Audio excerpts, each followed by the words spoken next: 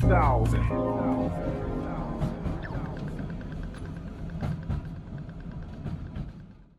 What is doing? I hate doing it, but I want everyone to like, subscribe, follow us on our Instagram, hit the subscribe button right there. One click, it's totally free. It helps the channel grow. Share the content, comment, do all that good stuff. Help us keep bringing you 3000 podcast. Now to the guest. Cheers. What is doing? My name's Maloney. This is the 3000 podcast. I'm joined today by Katija from Ripe HipHop, and also a brand new show that starts tomorrow, which is Kickin It With Katija on Kiss FM, Australia. Thanks for coming. Thanks for having me. So your journey doesn't start here in Melbourne. We're going to talk about all the stuff that you're doing, and you're doing great stuff to platform young artists and emerging artists, which is cool. But let's talk a bit about your background, where you grew up and how you got involved to where you are at the moment. Cool, sounds good. So I grew up on the Sunshine Coast in Queensland, lived there for most of my life, and then sort of during, I think it was when I was about 10, was when I sort of started my first initial love for hip hop. And that came in the form of hip hop dancing. So I always remember the first time I saw, it was Justin Timberlake's Senorita on, I think it was like Rage on Saturday mornings when I used to watch all the video clips. And I saw him dancing and like moonwalking Michael Jackson style. And I just, for some reason, that just made me want to sort of start moving. So that was my initial kind of like inspiration, I guess. And then from there, I just couldn't stop like hip hop, dancing, music. That was just my first kind of love. And during my school period, I started doing full-time dancing and full-time performing arts. So I used to miss a couple of days of school to go and do that full-time. And then hip hop dancing just really became like my number one thing. So I wasn't always sort of into rap and into doing it myself as an artist. During that journey, when I finished school, I went to do it full-time for a year in Queensland, Sunshine Coast. And then I sort of realised, well, there's just not much happening there in terms of the industry. And if I want to pursue it further, I'm going to have to move to Melbourne or Sydney. Right. Just forgive my ignorance. Yeah. But when it comes to dancing like that, like hip-hop dancing, what is the professional applications for it? Well, you basically have to study all-round dancing. So you do like the ballet, tap, jazz, hip-hop, contemporary, the whole lot. And the only kind of, I guess, work that you get in it is touring with artists, I guess, globally or internationally doing, So it's sort of like nothing or lots. Exactly. You Yeah, know, there's no money to be made in it yeah. at all on a lower level unless you go and become a teacher or something, really. Yeah. Okay. Yeah, no, because I'm just trying to, it's something that I think about the applications for that is film clips where there isn't a lot of budget anymore, and then touring, and that's about it. And when you talk about, say, Missy Elliott's touring or something, she's going to have her own dancers. Yeah. So I can't really imagine there's too much of practical application for it. Yeah, and I think I came to that realization when I moved here to study, and the other job you could go for was cruise ships. I hate boats. I get seasick. So I was like, I'm not in confined spaces. That's not me. So during my time here when I was kind of studying the full-time performing arts, mainly with the dancing, I did kind of come to the realization at the end of those studies that, well, there isn't any money to be made in this. And if you're going to try and make it, you have to go to America and you have to sort of pursue that avenue. With a zillion other people. Exactly. And to be honest, like I was always good at it, but I just knew I didn't have enough of a drive or heart to go to America and really try against all these other millions of other dancers to try and pursue that enough. So, I mean, yeah, a few things sort of happened around this period as well where my dancing was sort of coming to that end. And so how old are you, like 20, 21? No, I'm 17, 18. So you're still young. So you realistically school age. Yeah, so when I finished school, I basically straight away moved down to Melbourne to pursue that. And like, just to reverse a bit, I guess, initially I was going to go to Macquarie Uni in Sydney to do a double degree in business and arts because my father was always like, you've got to go to uni, you've got to get a degree. So I thought one way to make him happy and also to kind of follow that is to do this double degree with both. Right. But I remember him saying to me one day, like, that's not what you really want to do, is it? I'm like, no. And he goes, all right, you can go to Melbourne, you can go do your dancing, but you have to get into a good school. So I did that, pursued that, and then at this point, another, I guess, series of events happened on my mum's side where she'd started a business when I was younger and we were quite well off, and I had a lot of financial support. I could move here, didn't need to have another job, could pursue this dancing. And then during that time, she ended up going bankrupt and we lost everything. So this was right at the point where I was finishing my studies as well. Right. Was it hard to get into something here from a dancing perspective? It was. Are you like College of the Arts? Or yeah, so Patrick Studios Australia was where I came to study, but they'd actually closed applications when I decided I was going to come here and do dancing. And my dad said, well, you've got to go and audition. So I actually called them and I said, coming down, I'm doing your summer school program. Can you accept that as my audition? Because they'd already like closed in June, like months ago. So I go, all right, we'll watch you during summer school and let you know whether you can or will or won't get in. And then at the end of the 2 weeks, they said, yep, you've gotten in. So I literally had 2 weeks to pack up my whole life and just move to Melbourne, not knowing whether I was going to get in or not, So it was this kind of just like, whoosh, I'm just going to go, going to follow it. And then, at this point where I basically went from being able to kind of do whatever I want comfortably to my mum going through this experience. And I remember kind of driving into my dance school, leaving my car, putting the key on my tire, coming out of class and my car's repossessed. It was like we lost everything, the cars, the house. You knew that was happening. Yeah, so it was kind of like that. Shit's getting hit the fan. This is it, yeah. So it was a big, sudden, wake up call. Was it any fault of her own or the way that things go? Or? No, it was her second business. Her first one was really successful. She started a second one and it was in the wine industry. Her first business was actually here in Melbourne. Right. And that was really successful. Sold her shares in that, started a secondary one, and it just didn't get up off the ground because of a lot of different factors that was out of her control to an extent. Yep. And so basically out of your means with everything that we had, and business went under and everything's kind of under the business, Mm-hmm. so you lose it all. So that was a really kind of humbling experience, And then at this point I was like, all right, well, what am I going to do? What am I going to do now? I've now got to sort of also get a job. Look, like I was very fortunate that I didn't have to till this point, but I've got to now get myself on my feet and work out what I'm going to do. And my mum ended up actually moving to Melbourne. So she was still living in Queensland and she decided to come down to Melbourne. And through this period after sort of losing everything, my mum ended up cleaning to make money. So that was just what she was doing as a, I guess, job in the meantime. And I'd finished my course and I looked at her and I said, well, what are we going to do to get ourselves on our feet? You're doing this cleaning. I've always wanted to have my own business because I watched her as a young child as well, and I was passionate about business. I was good at business at school, sort of had that mindset. And your parents are separated? Separated, okay, yeah. Just to paint the picture. Yeah. Okay. So this is mum. Dad's still living back there. So I said to mum, well, why don't we turn this cleaning that you're doing into a business and get ourselves on our feet? So all of a sudden it was her and I now doing cleaning, we had nothing. We had no tools, no equipment. We were using other people's stuff. I remember we had to get a car that we got from an auction, and it literally would break down every single day. To start the car when I'd get back in, I had a pack of fuses and some pliers, and I used to have to change the fuse to start the car. This is where I'm at now, going from, mind you, before I traveled across Europe. I lived in these nice places. I had these experiences, and now I'm sort of here, in the grit of it, going, okay. But it's character building. It is, exactly. Yeah, it's taught me resilience. There's no story that's and it was easy, and the whole thing was good, and it was great. You need these humps. You do, otherwise life's just too good, right? So we started this cleaning business together, just her and I. And then after about 2 years, we hired our first staff member, and I joined a business networking group. And from there, it sort of started growing, and we were able, after a couple of years, to get ourselves off the tools, build a business. So this was such an amazing experience for me to learn the skills required to be able to run a business, be in a room full of business professionals, know how to hold myself. I was also the president of my networking group, so I got to kind of build all these amazing, incredible skills through that. Can you break down the networking group for me? Because I'm not familiar with this sort of stuff. Yeah, so there's a networking group called Business Networking International, BNI, and essentially it's all over, it's actually globally, and it's a room full of business professionals. So mine was in Brighton and we had 60 members, and in each member has a different profession or business that they own and operate. So you can't have two of the same profession in the group. Mm-hmm.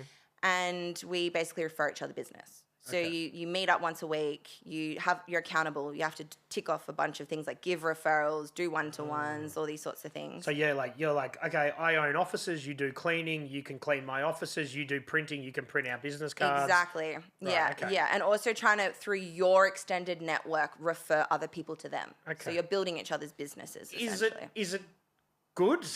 It really, because of that, my business grew, like doubled year on year because of that.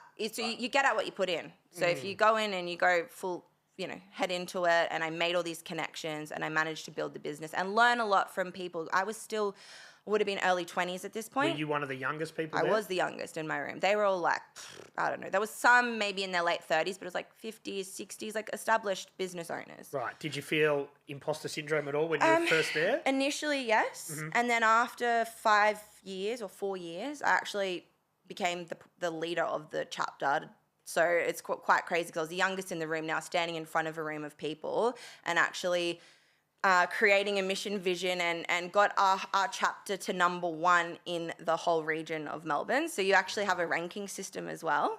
And our group grew to 60 members, and then I led us to being the number 1 chapter, which was a pretty huge achievement. Is it like a profit or a not-for-profit, or what kind of business? Like, is the entity? It is a business entity. I know they have their huge charities and profits that they donate to, but it is its own entity and it is globally. So we pay a membership and weekly fees, and that's how that business runs. But I guess from a membership perspective, you only need to get a few new leads, and it probably pays covers for itself. it. It covers it easily. Interesting. Yeah. I've never looked into anything like that, but that's it's interesting to hear about it. Yeah, it was really. I met a lot of great people through it. I'm still very close with a lot of people through that, and I think it's taught me a lot of skills to apply to my current businesses, doing what I love. So this really helped me as a businesswoman to grow. Yeah, that's really cool because obviously I'm guessing you're not that passionate about cleaning, but you see how to build a business and you're like, okay, what do I like? Okay, let's take these skills that we've learned from that and apply them into stuff that I'm passionate about. Absolutely. And cleaning's not rocket science, so it was such an easy business to just get up off the ground and work it out as I went. And then, yeah, I'm definitely not passionate. I mean, I don't know who's passionate about cleaning. There's a few OCD people who might be, but... Yeah. Tweakers, people, yeah, ice heads are passionate about cleaning. They clean the shit out of stuff. True. Is your mum still got that business? Yeah, so it's a success story out of... She lives in Tassie now on Bruny Island, remotely working. So yes, she's semi-retired, living there now. I'm able to... The point of this business for me was always to just get ourselves on our feet, have an income again, and then be able to do what I really, really want to do, which is in the realm of the performing arts, hip-hop, music industry. And I always keep coming back to that. So this was just a little bit of a, sideways path. And now it's built me to be able to be stable enough that I can apply now my spare time into growing what I love and what I'm passionate about. So you're both partners in the cleaning business still? Yes. Yeah. Right. And are you still involved in that networking thing? No. So when I became pregnant, I was like, look, this is too much. The weekly meetings. We had to be there at 6:30 a.m. in the morning once a week. Oh, wow. And I was like, especially if you're having a young child. So I ended up leaving that about a year and a half ago. But I actually met my lifetime partner through the networking group as well, which is pretty amazing. So we got introduced through a friend through there. So we call it a little BNI baby that we have because it's met through BNI. And so it's pretty special. So it did make a lot of positive changes in my life. Is it a little bit cultish? Yeah, a little bit. It seems like it. We always make jokes about it. Like it is and it isn't, but yeah, kind of. It's like older generations, like my dad's dad. Yeah. He was a member of the local Freemasonry thing. Yeah. And you're like, why do you do it? He goes, because it's good for business and you Yeah. meet other people. So I guess it's similar to that. Yeah. Not that they're going around with hoods doing You Freemasonry do have stuff. to read something to induct yourself, initiate yourself. So it kind of is in that way. So are you still part of it, but not the head honcho? Yeah, I'm not in the membership anymore. My partner still is, but I still have all these connections that I've made, which is I'm still doing work with these people. So it's like a lifetime thing. We're going to each other's events and, it's. Yeah, until someone else with a cleaning business joins up and they've got to give them your business. Exactly. No, that's very interesting because I'm someone who has networked but never just going out, drinking, having friends. Yeah. But it's interesting because most of those sort of manufactured networking things sound kind of cringe, but for you, it's changed your life in a lot of ways. Absolutely has. And like I said, you get out what you put in. So it depends on your attitude. And if you want to meet the right people, there's people you meet that you don't want to give the time of day, but there's people that can really change your life. So yeah, it has been an incredible experience. And I feel like I've grown a lot as a person over those last 5 or so years. Yeah. Oh, interesting. So then when you're doing that, you're still sort of interested in your dancing and your music stuff, but you couldn't figure out a way to put a sort of what's the word? You had the creative passion, but you couldn't figure out a way to kind of make that into something that you wanted to do ongoingly. Yeah, so I think the way that everything sort of fell in with Ripe, it just happened in a bit of a flow state, I guess. But just before COVID hit I got introduced to my first ever recording studio, which was Cosmic Bounce Records in Brunswick. Shout out to KB.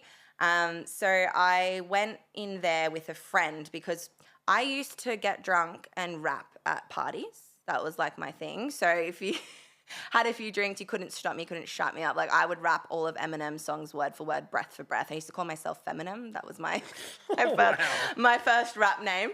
So I used to do that. And one time I met someone at a party and he goes, "Oh, have you ever gone into a recording studio?" And I'm like, "Oh, no." So he took me there and I met KB and he starts playing me some songs. We kind of just went there for like a meet and greet thing.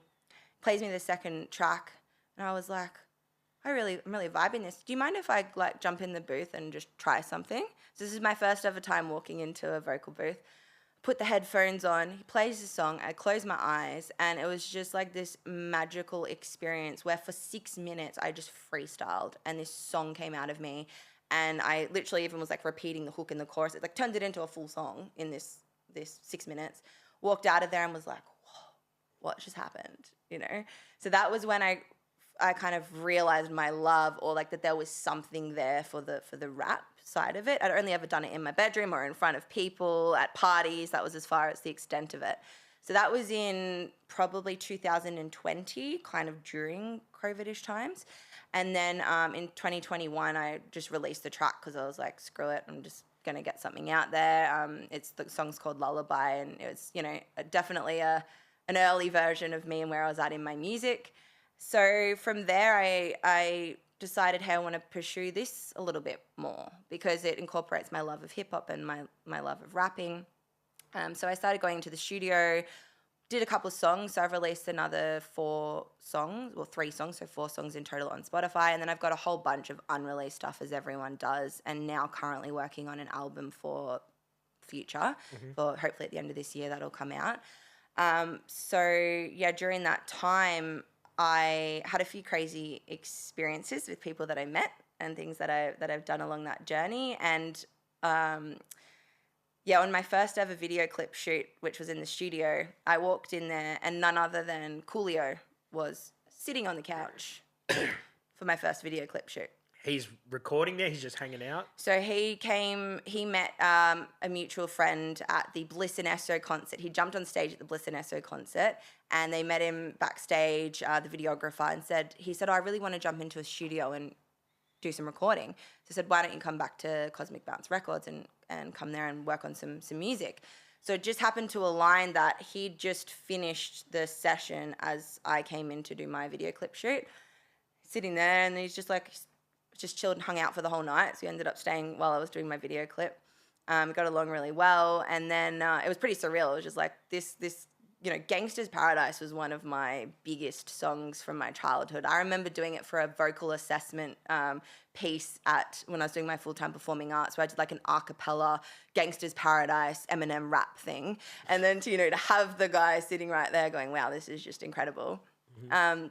So then a couple weeks later, he was back in the studio.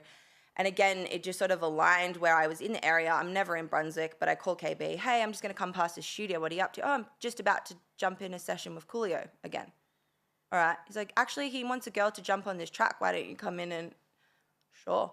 So I came in and then ended up jumping on this track that he'd already started, but needed like the female sort of vocals and version of it. So I got to, write the song with him, which was incredible. And he put it out? Yeah, we released it.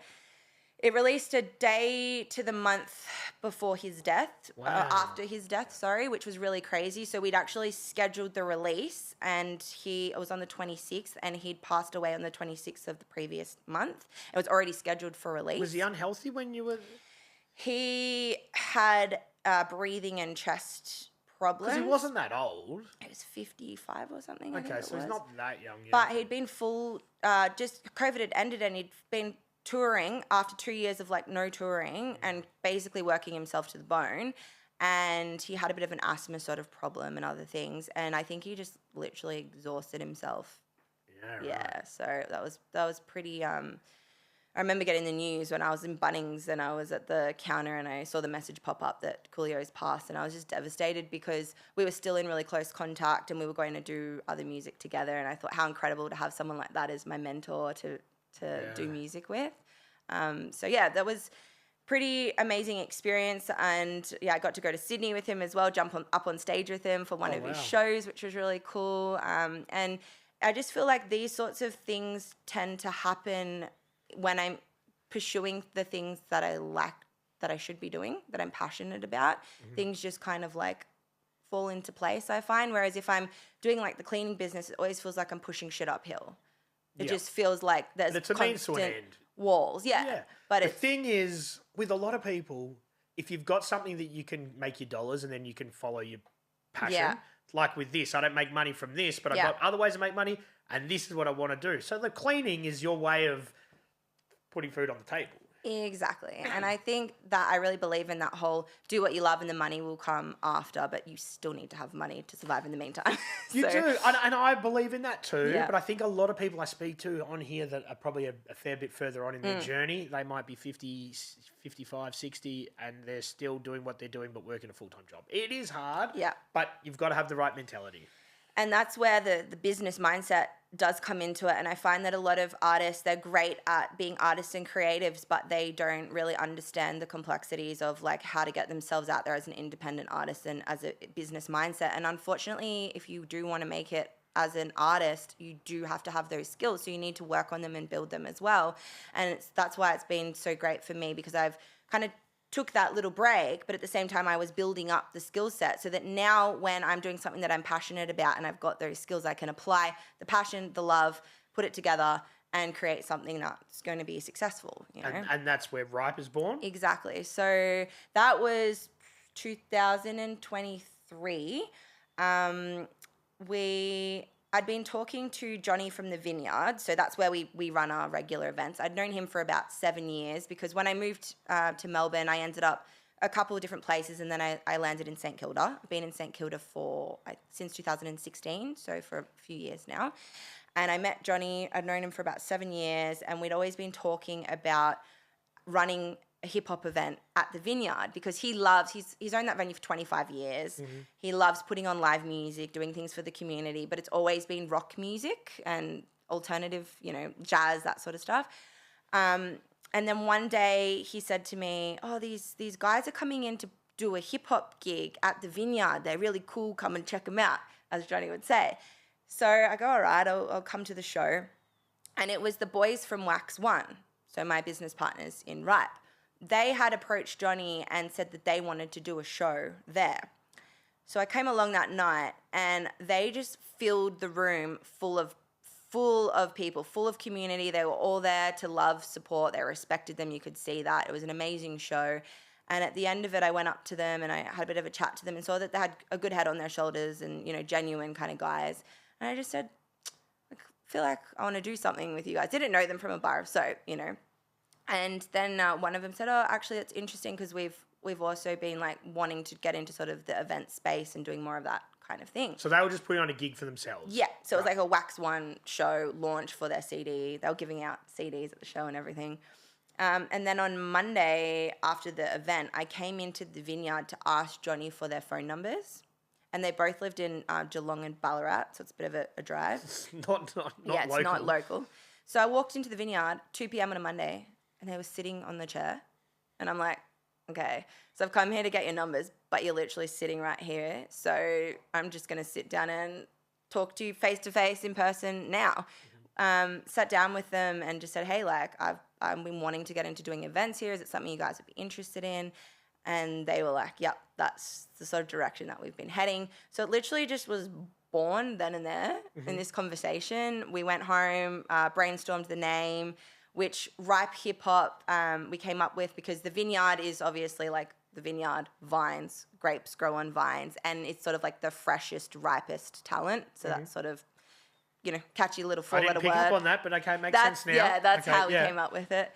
And then Chuka sketched the logo on a notepad, and we were like, yep, that's it. And Ripe was just born. And I think 2 months later, we had our first event. So we've been doing nearly 2 years now of events. It'll be our 20th show coming up next month.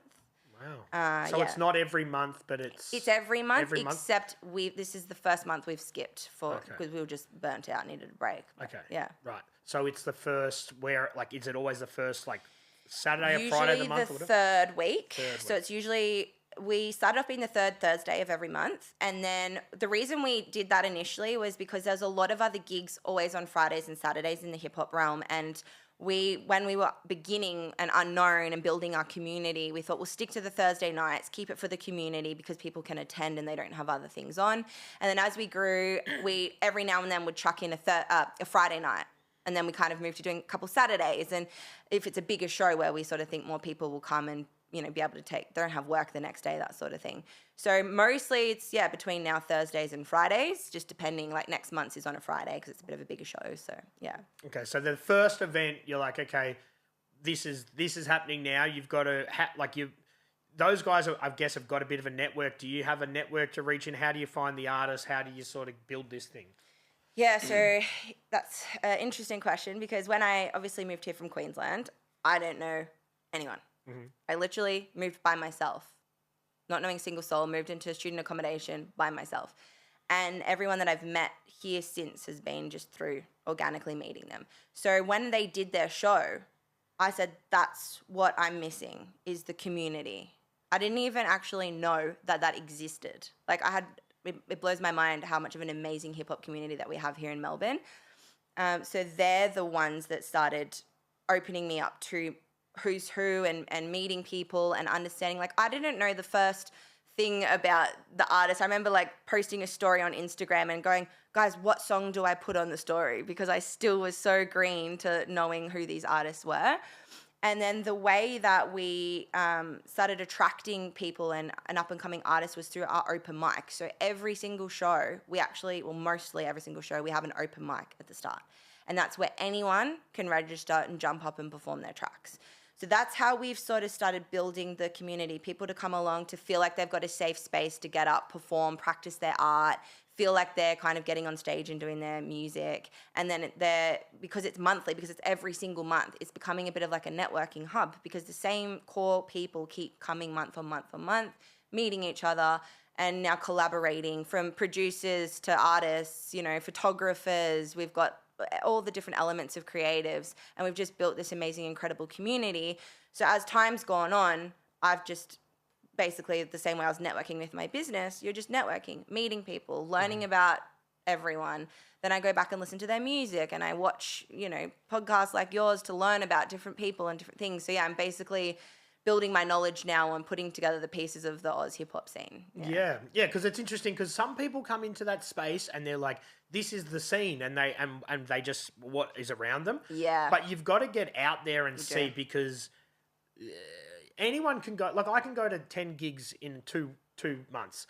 But if you go to the same gigs with the same people, you're not really experiencing it, the whole thing. So it's great that those younger people or the emerging artists get to those gigs, and better than sitting there behind the computer screen and not putting music out, but get to different gigs and various ones to see the whole scene and what's happening. Absolutely. And that's a bit of a realization we've had recently where the last 2 years we've really focused on sitting in the space of the younger up-and-coming artists who are relatively unknown underground that aspire to, become artists. But we've been getting around to other events, like shout out to T from Breaking Bread, very close with him, go to a lot of his and get around to the different ones and learn about the other people in the different groups within the community. But we had a realization that we sort of need to open up we want to bridge that gap a little bit from the other communities and like maybe the older heads who there's sort of this gap between the younger generation and them at the moment, where it would be nice to bring them a little bit more together in the same space. And this next event that we have coming up, we've chosen a few different artists that we wouldn't usually have at our regular events in the hope to bring together more of the wider community to come to this event. So we want to educate the younger generation as well on that they kind of need to know who was before you, who paved the way, who built the Oz hip hop scene, especially in your local Melbourne scene, because there's a lot of interesting insight and things to understand that if you're going to continue the path and the journey in the future of Oz hip hop, well, you need to take respect and look at those who came before you and how did the Oz hip hop scene, how was it created in the first place, you know? Yeah. And definitely. I think a lot of different genres of music, especially with the punk and hardcore people that I speak to, which I'm not really in that scene, but I talk to a lot of them, with that mentality, with that scene, there's a lot of do the research and figure out who came and where did that come from, where did it start, what the birth was. With a lot of rappers, they're like, I rap. I don't care what happened before me. This is what I do. Yeah. It's just a different mentality from a different musical avenue, which, cool. They're only thinking forward. They're not thinking backwards.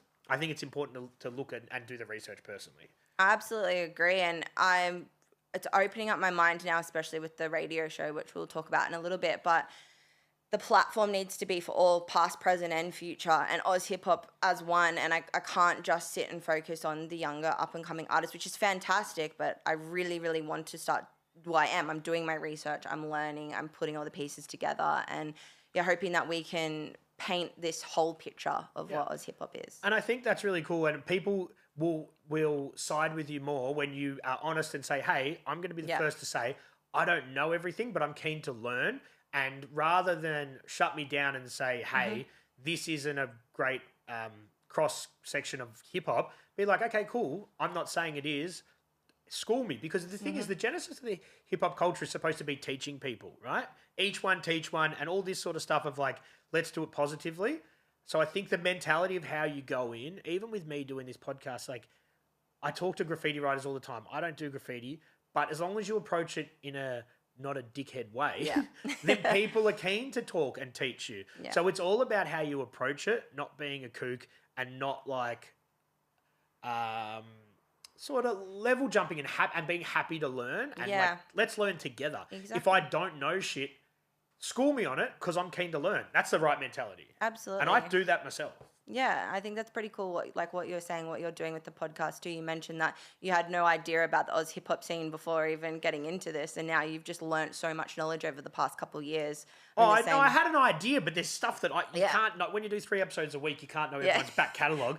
And like, there's definitely moments that I'm like, in 2015, 2016, I wasn't paying attention. I was doing my own thing, but I learn heaps. But the thing is, I just think just being honest and being like, I don't know everything is the right approach. Yeah, absolutely. And like my influences when I was growing up was American hip hop. Like being honest, because that's what I danced to. That was what the people that I was surrounding myself with, that's what they were listening to. So that's where I grew up. And now that I'm deep in this community now, and I'm opening up my eyes going, wow, there's so many incredibly talented artists here. Like it blows my mind. And I really enjoy listening to the music, and it's my ability to, I guess, decipher all of the different styles, the different sounds, the different it's growing, and my mind's opening, because I thought Oz hip hop was like Bliss and Esser and Hilltop Hoods, and that's all I knew, and that's sort of the box that I'd put it in.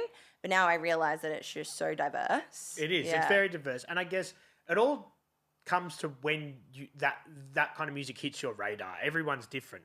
For me, it's like sort of early Bias B and that sort of thing in the late 90s. But then you speak to people and they're like, man, 89 people making... I found out the other day of a group called Benny the Butcher. Skippy the Butcher.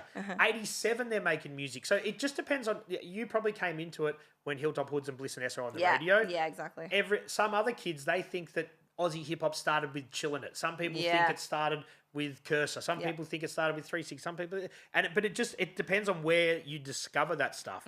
But what's important is going back and realising it didn't just start when you heard it. It started a long time before that. Yeah. And that's part of growing. Exactly. and learning. Exactly. And I think mentorship is very important, and we need to pass the torch down to the younger generations. And I understand not everybody will be willing and open to accepting that. Like you said, they've got in their head, I'm hot shit. I'm, up and coming. Everyone get out of my way, and they don't give a shit. And that vice versa, you've got on the other end with some people that are like, oh, I've done my time. I'm going to sit back and that's it.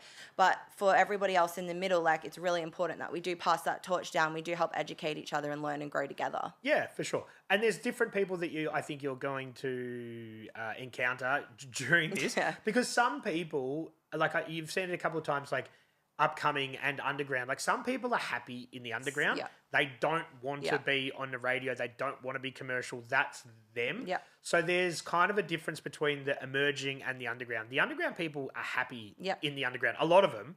But some of the younger people, they're just there because they don't have a platform. So it's cool that you're giving people that want to push up and level up a platform.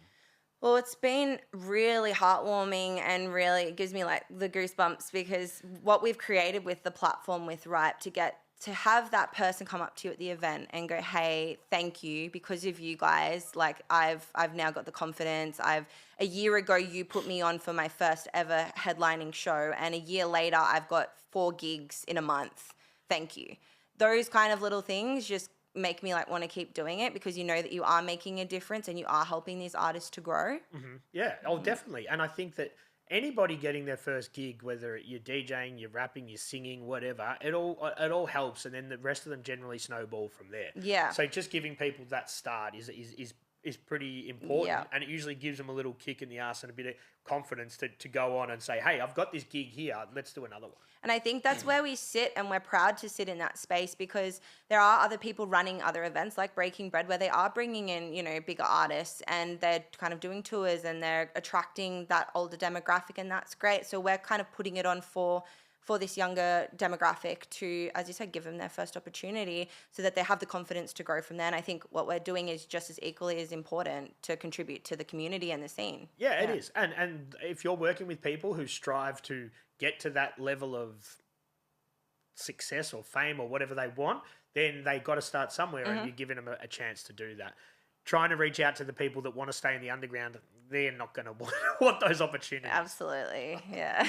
I'm learning that. Yeah. Right. But it's all part of a learning process. Yeah. I guess it would be funny. You're like, hey, I'll play your song on the radio. They're like, nah. And you're like, oh, so you don't want to play it on the radio, and you're like, oh, yeah, I guess that's something new you didn't think of. Yeah, I didn't even realize that was a thing. So I'm learning that, and I'm realizing that I have been actually reaching out to a couple of people before going ahead and just putting their music on for that exact reason, because I'm not sure if they want to, or they're happy to just have their music out to those in their community that love them, support them, and that's it. Yeah, I think what you find with some of those underground artists is they probably would be happy with their song to be played on the radio in the right context. Yeah.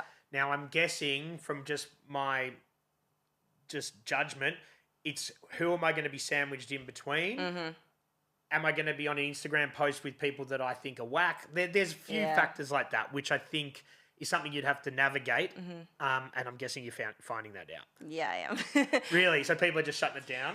No, I haven't had anyone shut it down. It's just been through talking to people that they've said, hey, so-and-so and so-and-so would probably be within that realm. So I've actually not had too much pushback yet. And surprisingly, also had a different response as well, where people have gone, well, no, actually, a lot of people probably do want their stuff played, but maybe they have a fear of not wanting to take that step and doing it as well. So there's both sides of the coin, If I was you, I would get these people that you think, and I would put them together in a package and say, it's going to be you, this group, this artist, this group, and we're going to put this package together, and you're going to go out together as this section. Yeah. And that's probably, you'll be more successful, I guess. That's just what I'm thinking. No, it's a good idea. I like that. So let's talk about, we'll come back to Ripe, but let's talk about your show, which drops tomorrow, Kickin It With Katija on Kiss FM. Yes. So how did that come about? So Kiss FM had been looking to put on a hip hop show again for a couple of years. So they've had a few over the time. They're predominantly a dance music station. They've been around for 30 years. And they actually used to have a show back in the day, 2011 to 2017, I think it was, called Strictly Oz. where a lot of the old school heads would have been on. And they played primarily Australian hip hop. And then the other scenes in the other shows in between have been a mix. So they've been playing, American and a bit of Oz, but not solely focused on that. So they'd been looking for another show, hadn't kind of come across the right person yet or whatever it was. And then through KB from Cosmic Bounce Records, who I do my music with, who I have been for the past couple of years, they'd actually reached out to him and said, we'd really love to get this up and going. And then he goes, Katija would be the perfect person for it. And I never actually thought about, probably had crossed my mind once or twice, but I wasn't like, yep, I want to get into radio and do radio.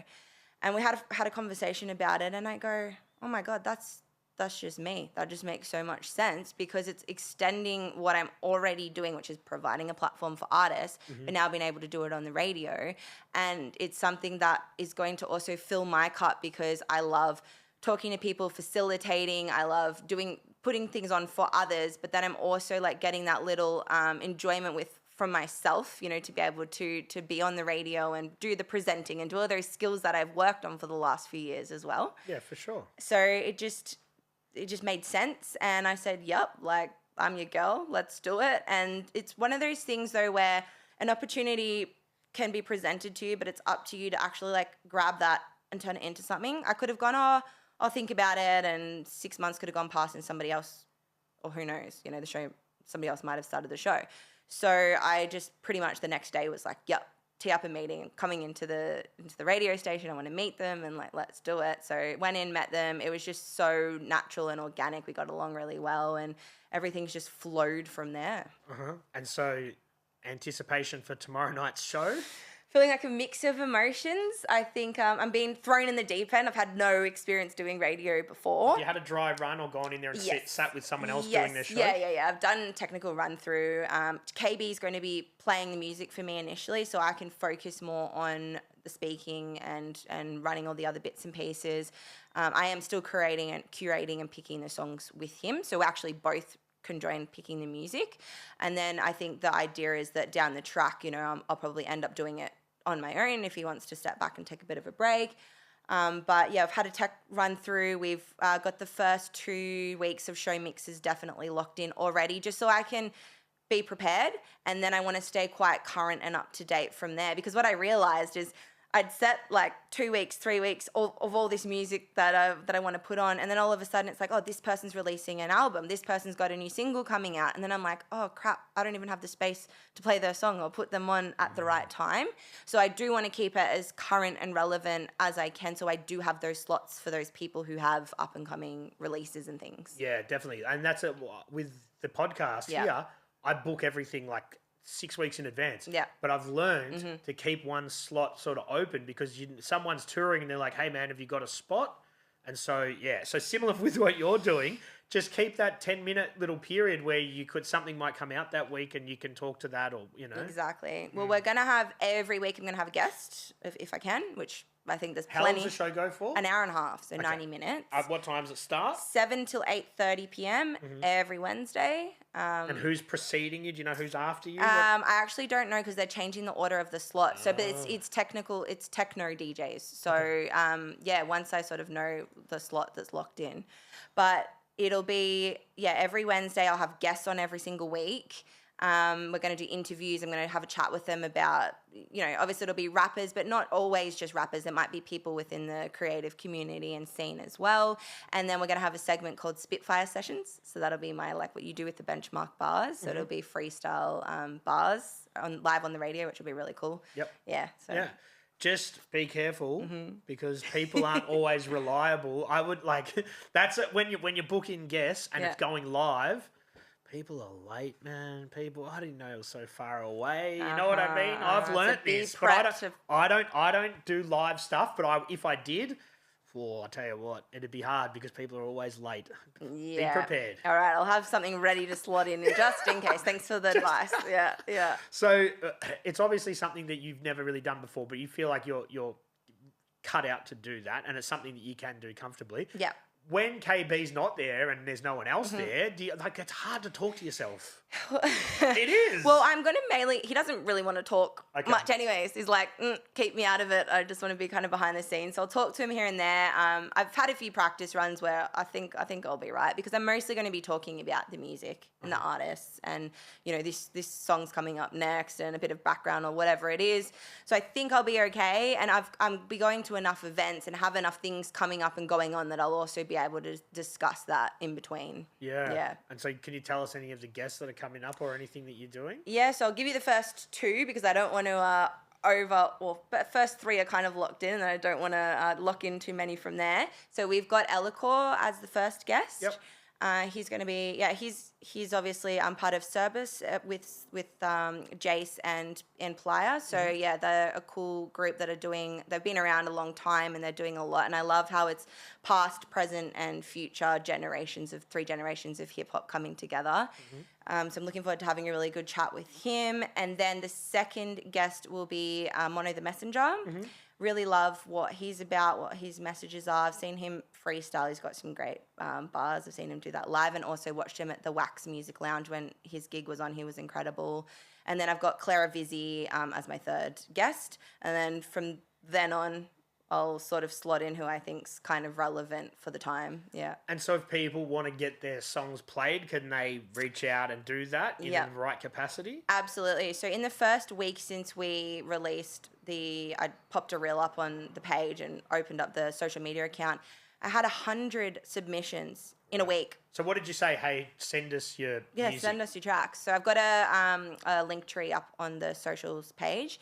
And you can click on that, submit your music. And I was just overwhelmed with how many people actually, and there's some like old school heads in there as well that are submitting stuff. I've got a wide range and there was some really good stuff. There's some things that still sound like they've been mixed in people's garage, which you've got to start somewhere. But, you know, this becomes a blessing and a curse because there's some people that obviously I also know on a personal level through the networking in the events. And yeah, their music may just not be at that point yet that you got to learn to say no. Of course. And I've set up a similar thing for guests to come on here.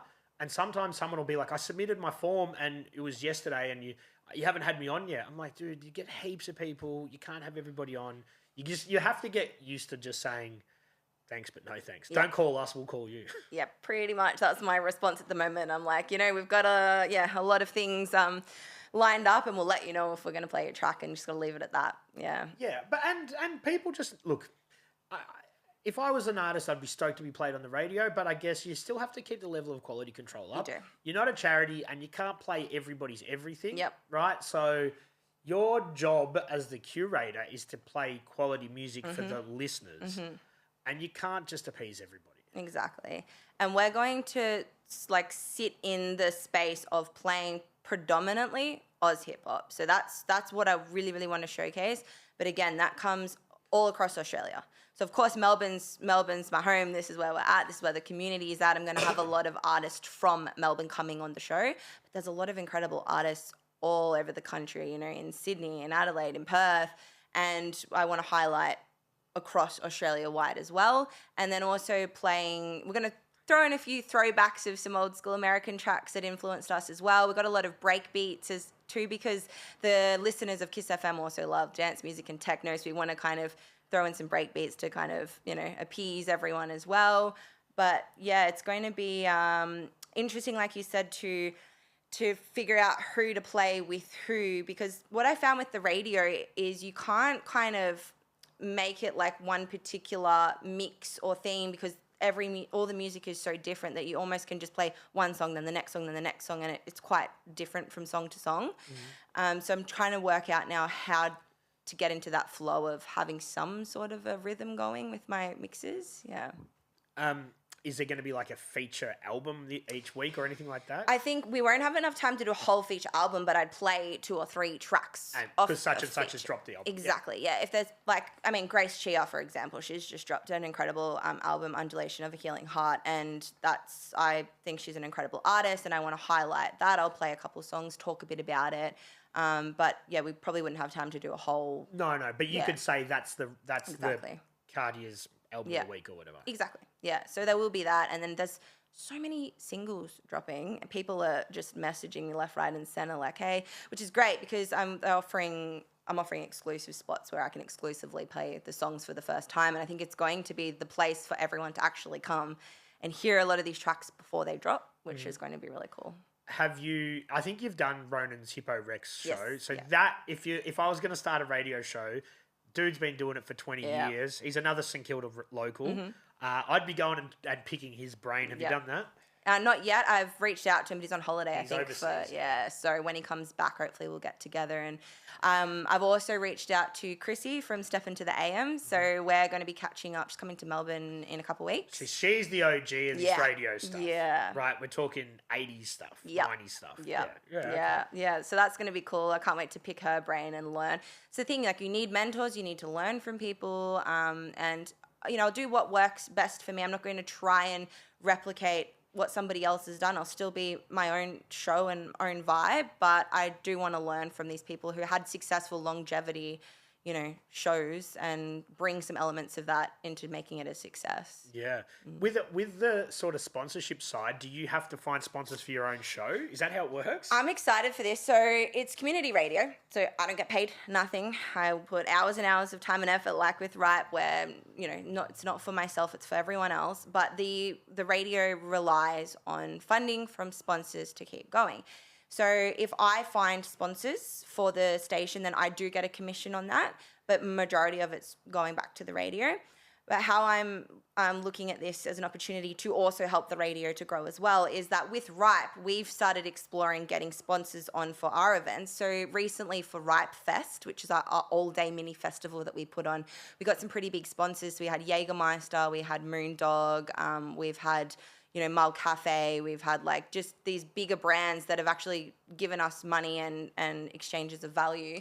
So if I can offer these sponsors like, hey, you've now got the option to take package A, B, or C, so be, just at the Ripe events or be with Ripe and with the Kickin It show, multiple avenues, I can kind of bring the sponsors into the hip hop realm and hopefully help to grow all of the platforms. Yeah, so I'm looking forward to, with my business cap, going, okay, how can I approach these sponsors and get them on board just to help have funding to do more. Like, it actually, all of this costs time of my own money as well that I'm putting into things. So to be able to help cover some of those expenses would be great. Yeah. Is it daunting to think that you have to come up with a brand new show every 7 days? Having KB there is easier because between the two of us, we're like picking half the tracks each at the moment. And what's his background? He's a producer. So he's a producer, engineer. He built his own studio in Brunswick. It's a 6 studio. He's put a lot of time and money and investment into this space, and he's had that for a fair few years. It's really cool. It's like beautiful, beautiful environment. And he works with a lot of artists. The funny thing is the artists in the community that he works with are not, they're a whole different community even to like our kind of Oz hip hop community that we're sitting in. So when he's sending me like some of the key artists that he works with, like Double O Smooth, Jimmy, Buddy Ryan, Maddie Craig from Marshall Street, like these sort of artists, there's some awesome, incredible music. That's a whole different style, like more boom bap, more kind of maybe American influence, but they're still Aussie artists. So it's kind of this nice like combination of different versions of Oz hip hop that we're going to be playing. Right. Yeah. So as long as he's there holding your hand, you'll be all right. In the beginning, yes. I'm like, can't do it without you. So I'm grateful I've got him, and I've only got the most basic DJing skills. So I'm also brushing up now on my DJing skills. I'll be able to play and stop the music and whatnot, but I would love, once I have the mental capacity to have that running a bit smoothly, then I'm going to focus on developing those skills more, and then hopefully I'll be able to do the whole thing like the back of my hand, eventually. Yeah, well, like anything, it'll take time and you'll need practice. Yeah.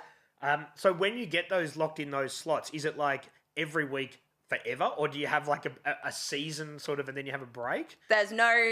Apparently I've heard that it's pretty impossible to actually get out of Kiss FM, so they'll probably try to keep me forever, but we'll see.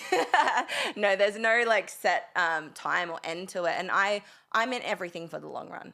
Like, I'm not doing this for 6 months. I'm looking at doing it for a couple of years. I want to build it up. I want to build up the platform. I want to do it for everyone, because if I can continue to put in the time and effort and energy and keep getting quality artists and become the place for everyone to go to listen and find and discover these artists, well, then that's going to do incredible things for the community as a whole into the future.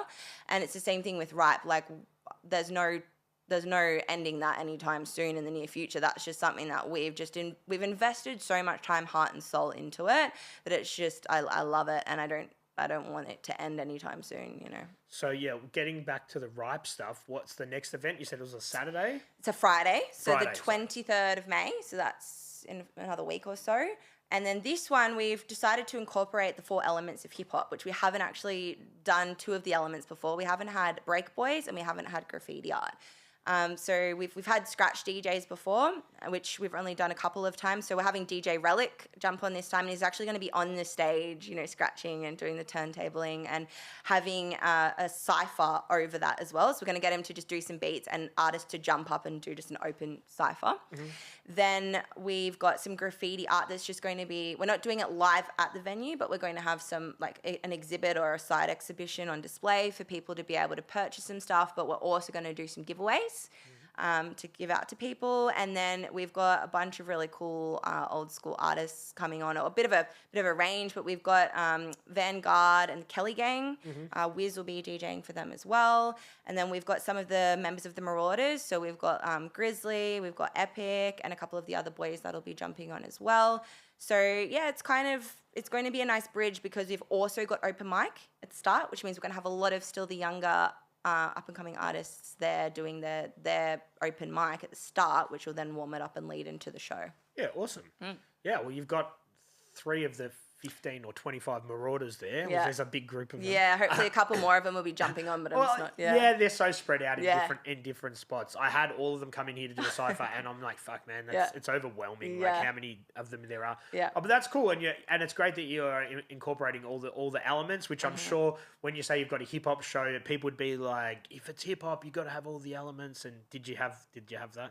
Yeah, because we've never really had breakdancing or graffiti art up until this point. And that's where, as I was mentioning before, we're kind of like going, okay, where are we at now and where do we want to go and how do we want to have this longevity and how do we want to make sure that the younger generations are also educated on the history of Oz hip hop, and it does incorporate those 4 elements. So we're excited to be now bringing that in a little bit to the community.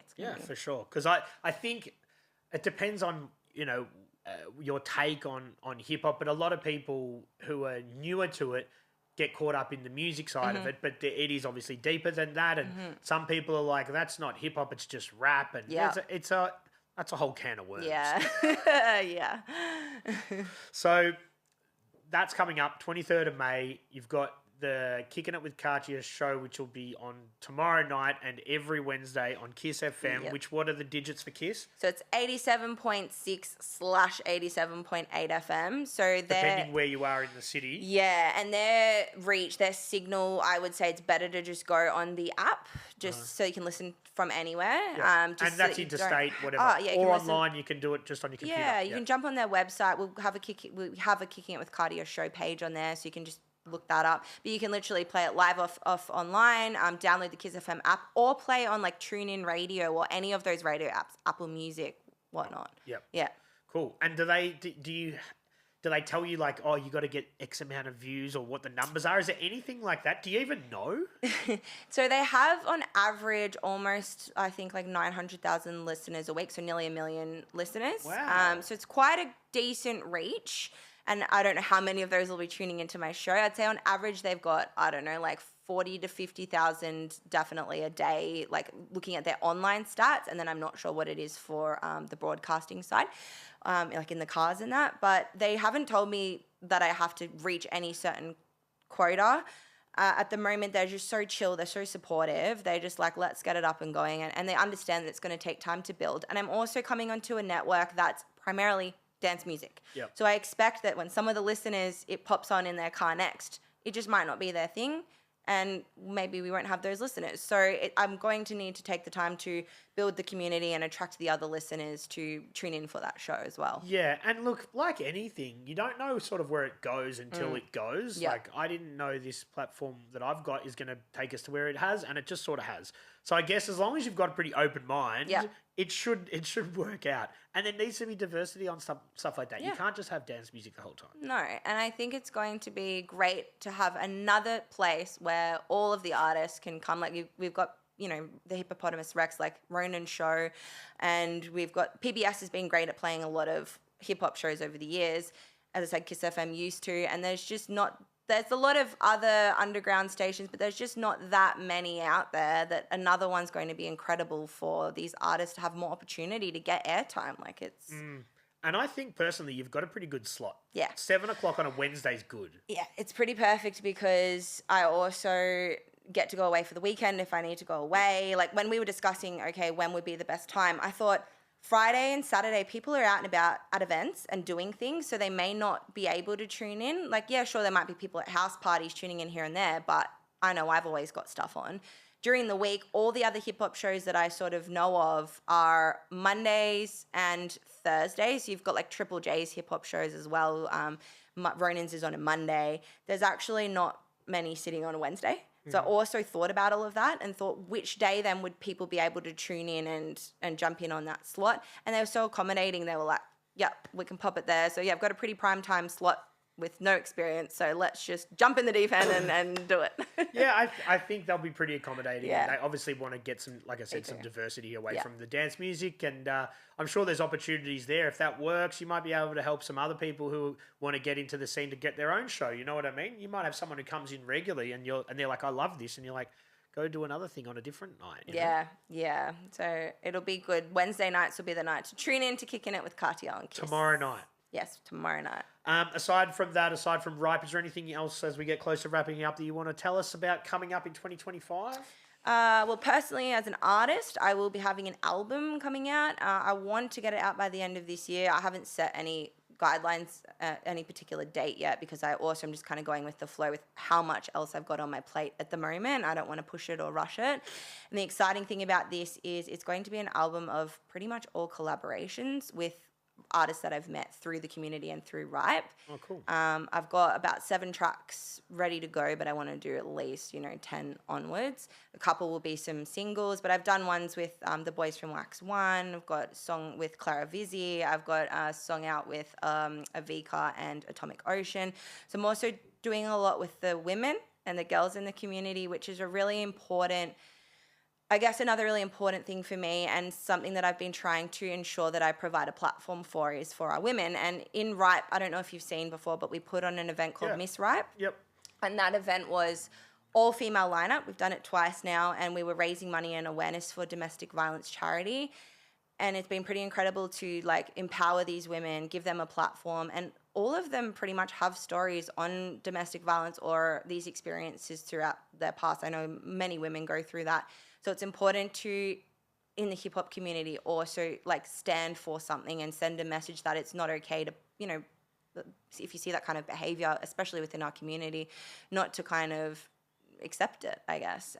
So it's been a pretty, it makes me very passionate when I get to help these women to get their music out there, and I'm making sure I really hold a space for them on the radio as well, because typically at most hip-hop events, it's an all-male lineup most of the time. Most of our events, even that we put on, it's 1 girl and 3 guys, because I know there's just not as many of us. It's just, and people say, oh, you don't have enough women. I ask all the time. Yeah. And it's just, I don't know. I'm sure it's not a you thing. It's just, I think that's why it's important to show other women that, you can have your music played, you can come and do shows, it's accepted, and it should become a norm, and we should all be up there supporting them to do the same. Yeah. I think, from my perspective, I think when we come here and people talk about themselves for hours, I think some of the males are like, I'll do that, and some of the women are just even artists are like, it's not for me. But I just find it harder to convince people, females, to come on. So I think the more they see it, that it's socially accepted, the more will come out the woodworks, and the more that we'll get the confidence to go and pursue, maybe they want to be a rapper, but they go, I'm the whitest girl rapping, but it's it doesn't matter, because Oz hip hop, it's inclusive, we're diverse, we're multicultural, and you don't just have to fit this particular ideology of what a rapper should be. So if it's something that you're passionate about, something that you love, something that you want to express, like, don't hold back, just go and do it for you. And the more other women that they see out there doing it, I think the more people might step forward into that space. So that's good advice for women. What about just good advice in general for young artists that might want to get their song played or might want to jump onto Ripe's lineup or that sort of thing? What advice do you give to them? You've got to get amongst it. Yeah, you've got to come, you've got to turn up, you've got to get to these events, like register for the open mic. We've got the open mic registrations up on Ripe for our next event. Bite the bullet, do it, put your name down. That's the first step. And then from there, it'll snowball. But you need to get around to all the events, like you're saying. It's treating it like a networking thing in itself, because the more people you meet, the more you grow, the more you'll learn about the scene as a whole, the history, different styles of music.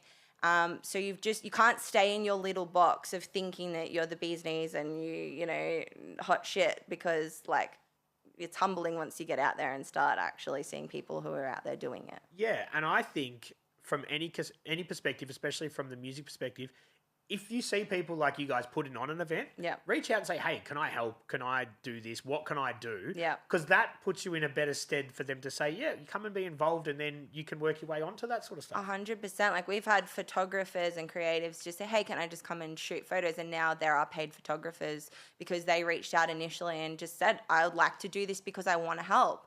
So it's the same thing with artists. We pick most of our artists on our lineups from the open mic. We see people we've never heard of before. Like, we gave, at the last Riot Fest, 2 slots to 2 open micers. That was like a competition that we were running. And we'd never heard of these guys before, Callboy and Life. Callboy's actually from this neck of the woods. And he got up, and we'd never even seen them before in the scene, but they got out. It was their first or second ever time on stage, and they absolutely killed it. And then we put them on the lineup, and now they're like, sick. I've had my name on my first lineup, and they're growing from there. So you've just got to get out and just do it. Yeah, I think, and that is daunting for a lot of people that make music in their room, and a lot of people that stay, and they might even be good at their socials. Getting out into a room, having a drink, or if you drink or if you don't, and just saying hello to people and talking is probably more valuable than getting all the hits on your Instagram. Yeah, it is. It is. You can't substitute like real life experience, real life conversations face to face is so different than on social media. Yeah. Well, Katija, I look forward to seeing your journey progress. It's just the beginning. I'm looking forward to you coming back after about 6 months or so of doing your Wednesday show and seeing how it's gone, where you've progressed, what you've learnt, new artists that you might have found. Just, it's going to be interesting. Yeah, I'm really excited for this journey, and thank you for also facilitating a space for us to come on this journey as well and to share it with everyone. Well, yeah, look, a lot of people get caught up with what I'm doing with talking to older people and letting them tell their story, which is important. Yeah. But I really want to try and catch younger people on the way, right? Mm-hmm. Which I think will be just as important in the future. It is. Some of the older people don't get that. They're like, why are you platforming this person? I haven't really done that much, blah, blah, blah. But I'm like, but that... You got to start somewhere. Yeah. But how cool would it have been if I got someone who is now there when they were... Yeah. Absolutely. You get it. Yeah. All right, Katija, thanks for coming in. I appreciate it. I'll be tuned in tomorrow night at Kiss FM at 7 o'clock. What is it? 87.7? 87.8/87.6, but tune in on the app. Cool. Cheers. Done? Thank you. Thank you.